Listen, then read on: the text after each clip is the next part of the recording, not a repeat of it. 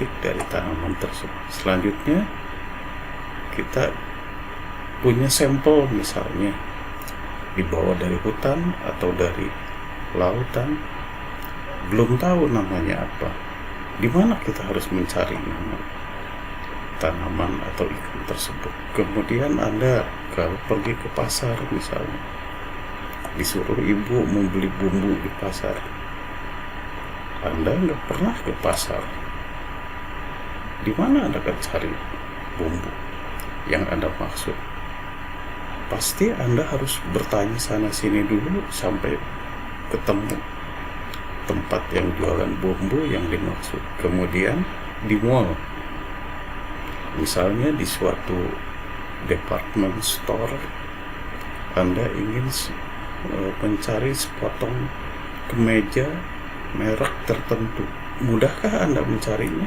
Tentu saja kalau di mall, karena sudah disusun sedemikian rupa, dikelompokkan, Anda akan dengan mudah mencarinya, di mana di situ biasanya ada petunjuk-petunjuknya, di mana bagian sepatu, bagian kemeja, bagian tas, bagian lain-lain untuk wanita, pria, semuanya dikelompokkan. Tujuannya untuk apa? Tentu saja untuk mempermudah mencari barang yang kita maksudkan.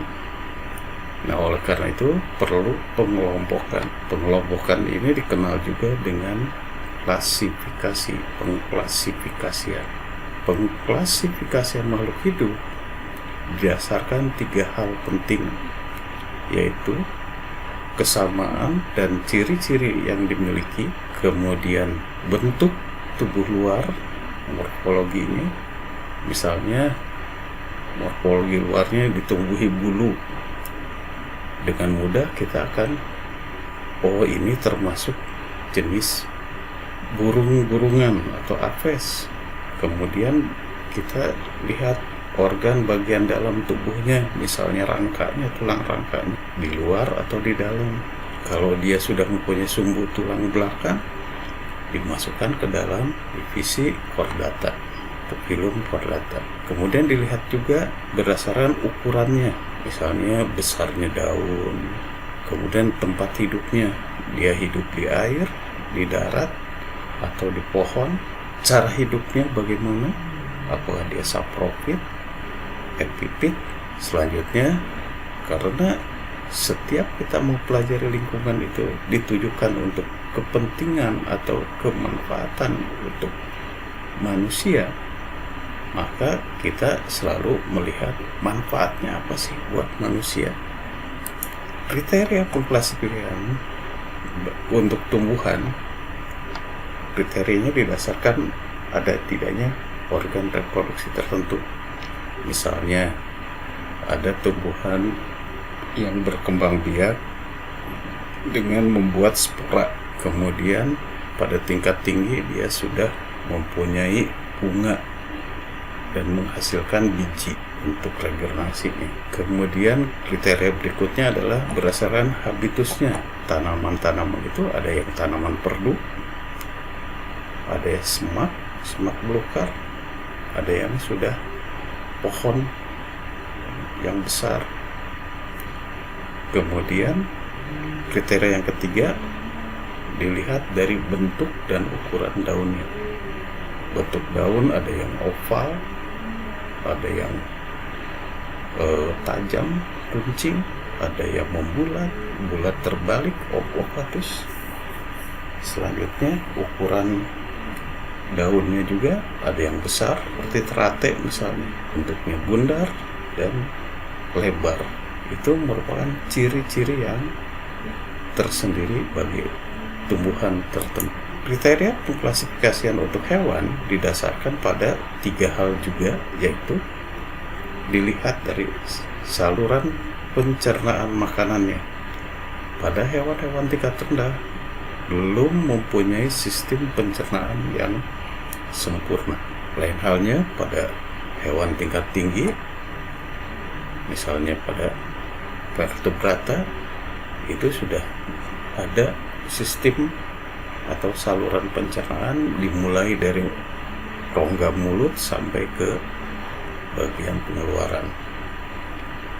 Selanjutnya dilihat kerangka tubuhnya, apakah kerangkanya itu di luar atau exoskeleton atau di dalam atau endoskeleton. Dilihat juga anggota geraknya ada atau tidak.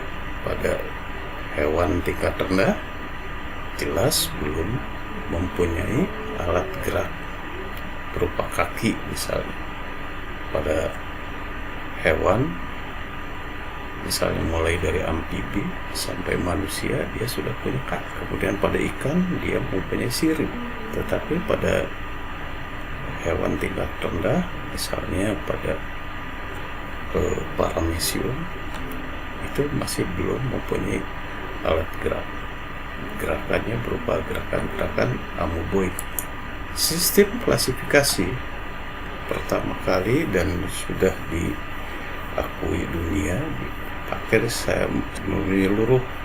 di seluruh dunia adalah sistem klasifikasi menurut Linnaeus. Sistem klasifikasi berdasarkan takson.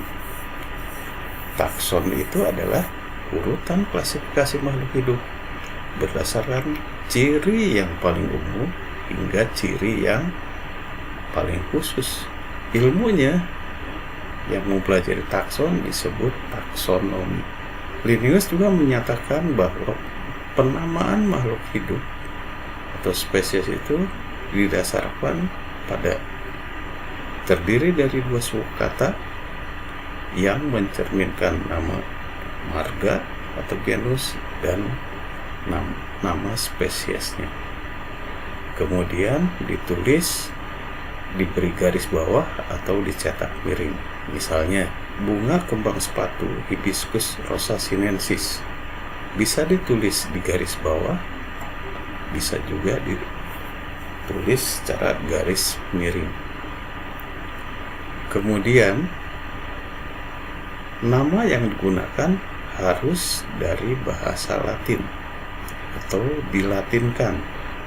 Misalnya durian itu berasal dari Indonesia, diberi nama Durio gibetinus, jadi durian dilatinkan jadi Durio. Kemudian pepaya, Carica papaya dilatinkan. Urutan takson dari mulai yang paling umum sampai yang paling khusus atau spesifik, dimulai dari regnum atau kingdom, dikenal dengan dunia, misalnya ada dunia hewan, dunia tumbuhan, kemudian divisio, kemudian ke bawah lagi kelasnya, kemudian bangsanya, ordo, familinya atau sukunya, dan berikutnya adalah genus, marganya, sampai terakhir adalah spesies atau jenis. Misalnya kingdom Animalia, phylum Chordata, classis Mammalia, ordonya misalnya apa? Familinya sukunya Hominidae, ordonya adalah bangsa primata, genusnya atau marganya misalnya Homo, atau pada monyet itu Pongo. Kemudian nama jenisnya adalah Homo sapiens, manusia, atau Pongo pygmaeus. Jadi terdiri dari dua suku kata yang mengandung marga dan nama spesies itu sendiri.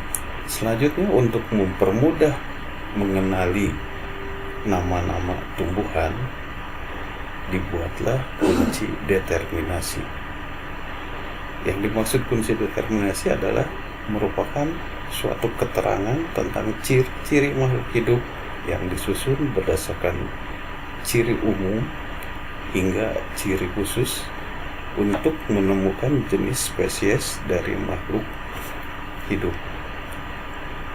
kunci determinasi yang sederhana disebut kunci dikotom, yaitu suatu rangkaian atau urutan pertanyaan yang disusun secara berpasangan dan menunjukkan dua hal yang berlawanan. Misalnya bentuk daun, bentuk daunnya bulat atau bukan bulat, berarti misalnya apa, lonjong atau apa, atau tulang daunnya menyirip, lawannya sejajar. Nah, untuk lebih jelasnya pembahasan tentang kunci determinasi kita akan pelajari di bab berikutnya pada pembelajaran yang akan datang. Tetap semangat dan sehat selalu. Terima kasih.